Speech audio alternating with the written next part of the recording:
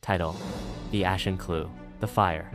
At 3:17 a.m., the fire alarms shrieked across Willow Heights, a quiet suburban neighborhood known more for birdwatchers than arsonists. By the time fire trucks arrived, the suburban home at 42 Evergreen Lane was fully engulfed. The body was found in the kitchen charred beyond recognition, clutching a fireproof cash box. The victim was presumed to be Mason Rourke, a semi-retired architect known for keeping large sums of money at home.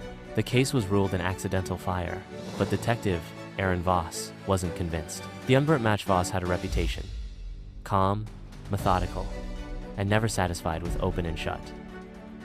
She stood silently in the soot-covered kitchen, flashlight sweeping across the scorched remains. On the tiled floor, just behind the refrigerator, something glittered. A match. Clean. Unburnt. She picked it up with tweezers.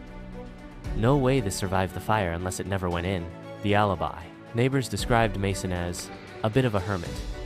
But one name came up again and again: Claire Rourke, his estranged niece.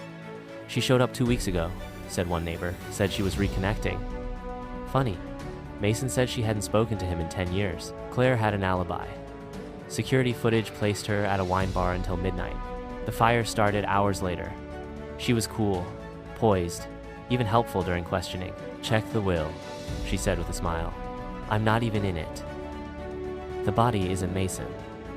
The autopsy revealed something strange. The victim had a metal plate in his shoulder. Voss checked Mason's medical records, no such implant.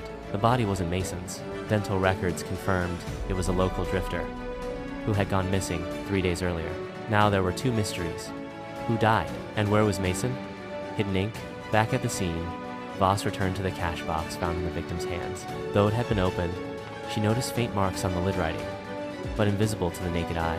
A black light revealed, "You should have stayed away, Claire." The trap. Voss arranged a trap. She leaked to the press that new forensic results confirmed the victim was Mason. Hours later, a figure slipped into the burned ruins of the house. It was Claire. She began digging under a loose floorboard.